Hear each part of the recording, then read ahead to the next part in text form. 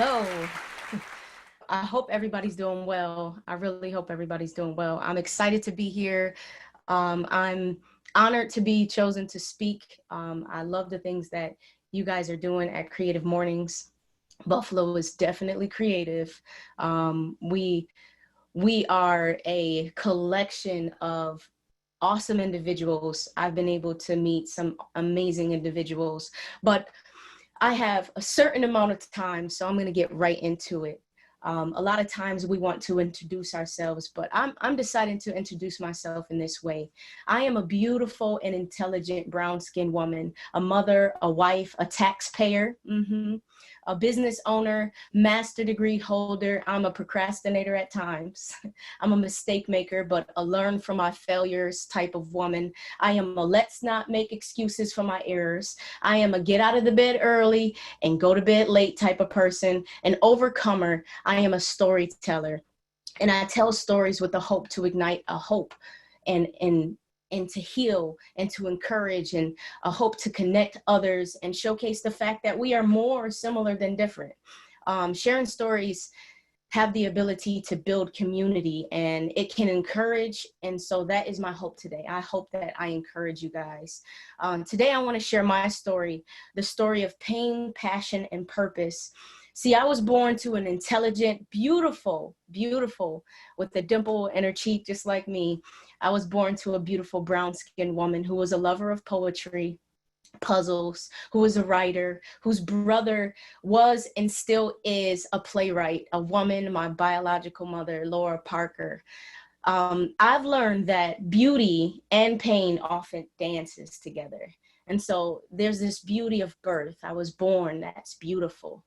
But the reality of pain, because pain is the fact that my mother had voids in her life, and the voids that she chose to fill was substances that deteriorated her soul. And I imagine that what she was trying to do was suppress the pain, so she used drugs to do so. And so let's insert a statistic there, right? Like more than 8 million children live with at least one parent who's addicted to alcohol or drugs. And because of substance abuse, she neglected my brother, sister, and I, and led us to being placed into foster care. And so there we have, again, another statistic, right?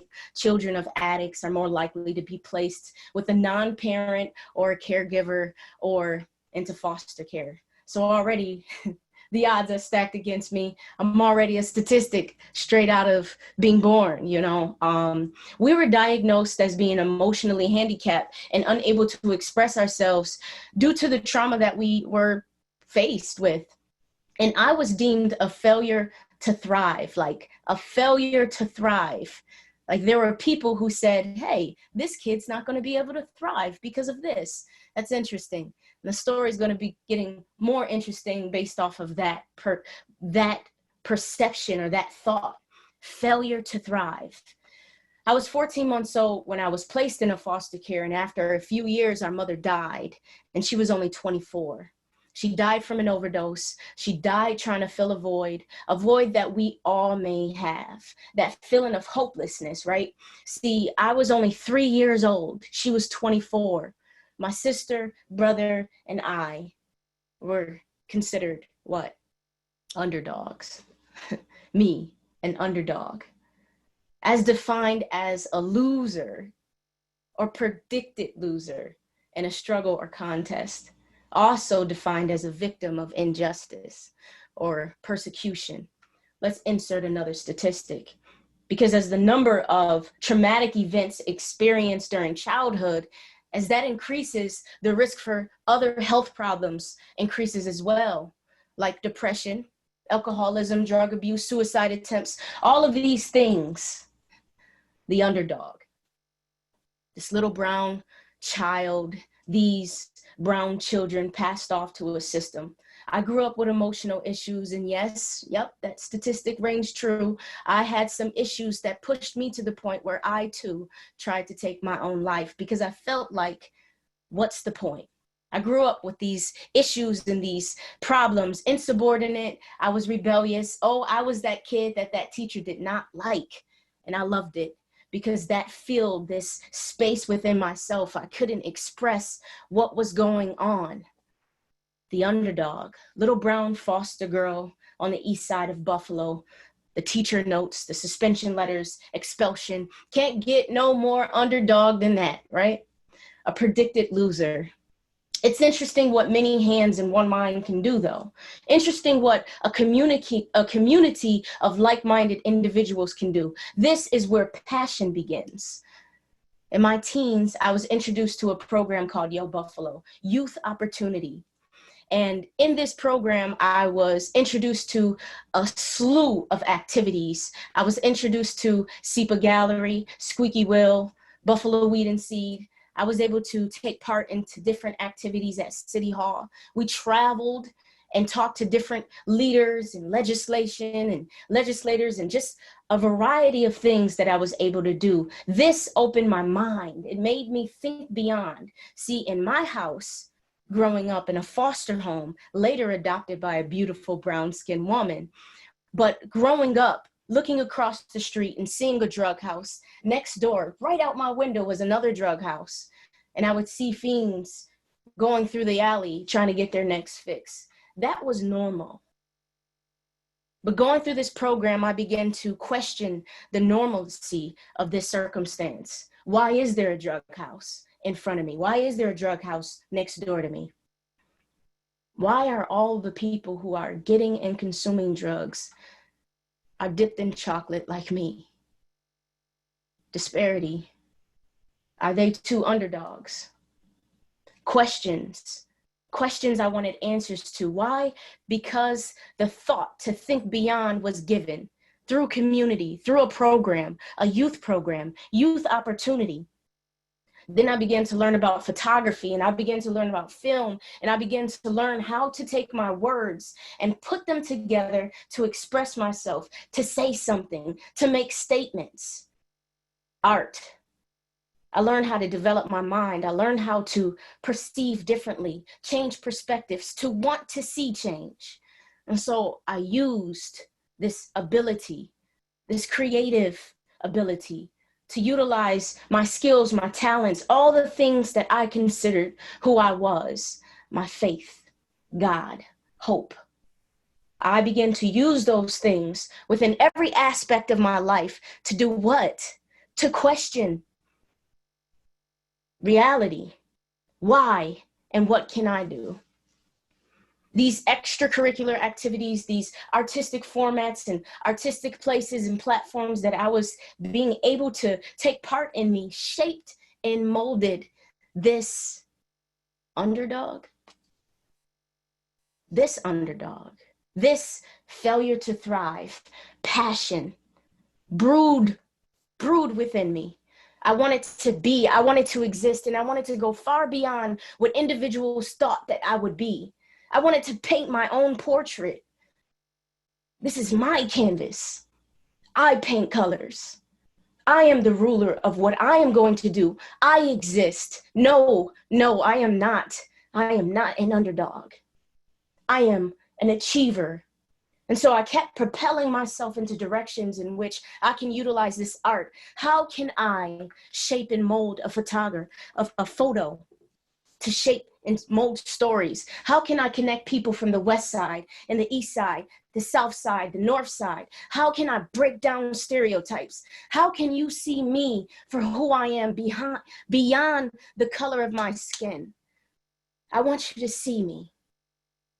My artistic abilities, my creativity, the fact that I use creativity to shape and mold the next generation of young creatives.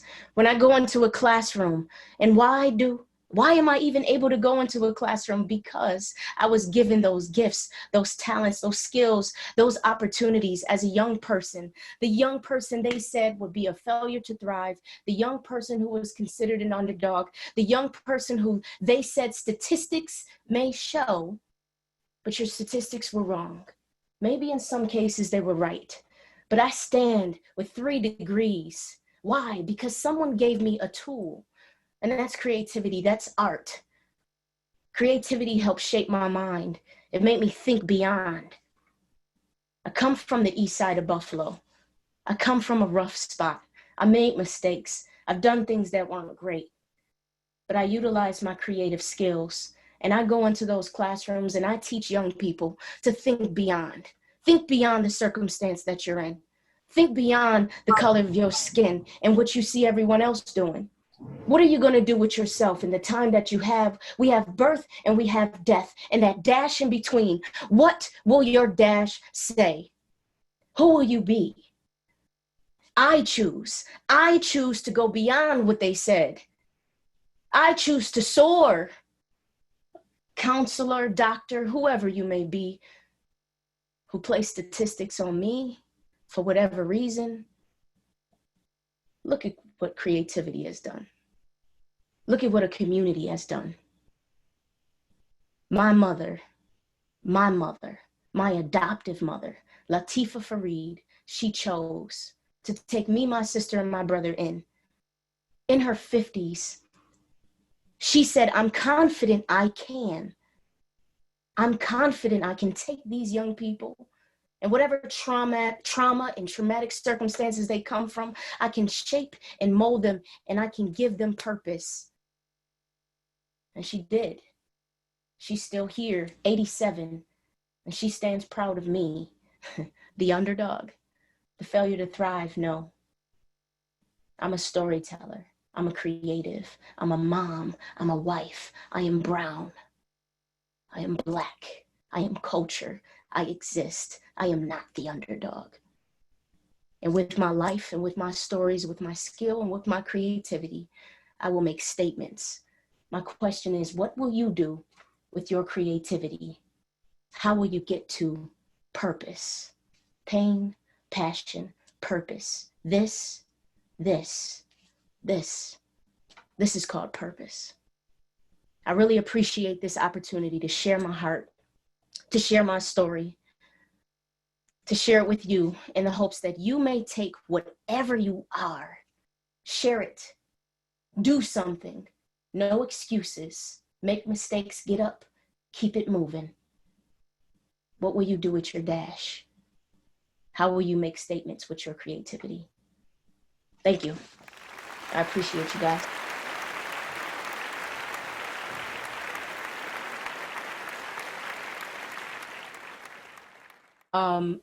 I feel like discouragement comes a lot, even though I feel like I'm pretty confident in myself. I have to identify why.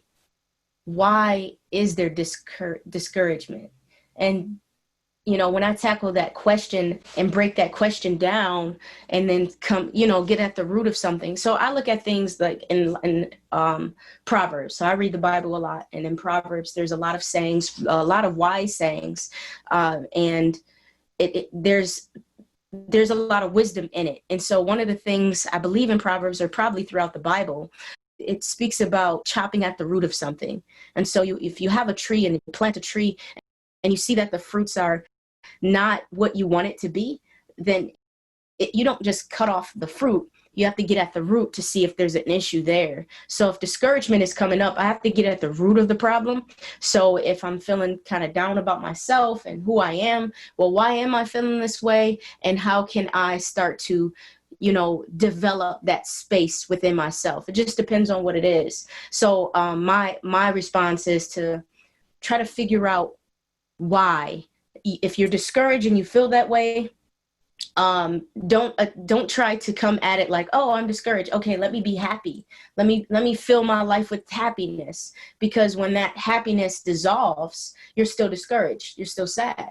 So you really have to take a time and a moment to be introspective and try to figure out, well, where is it coming from? Why is it coming? And what can I do to develop that space and heal that space or heal that wound?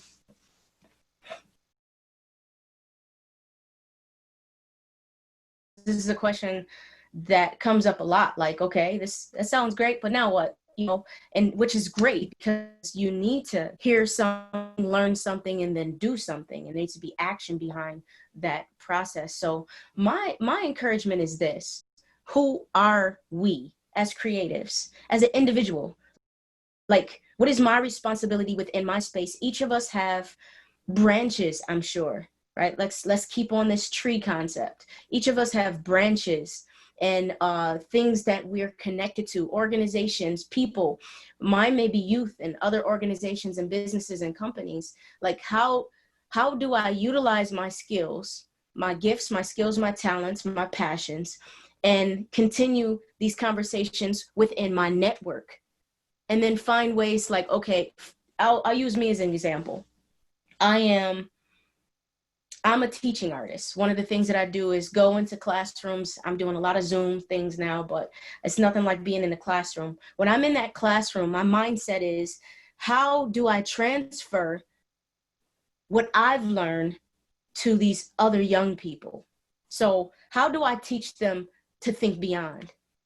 And so I'm a photographer. I go in and I'm teaching kids about how to take pictures. Like, how do you teach them to think of beyond by using a camera? Well, I tell them that the camera, which I have one right here, the camera is very similar to us. The lens is like our eyes. The body of the camera protects the inside, just like our body, our skin, how we're made up. It's a protective skin layer. The shutter release button is like the decision you're making.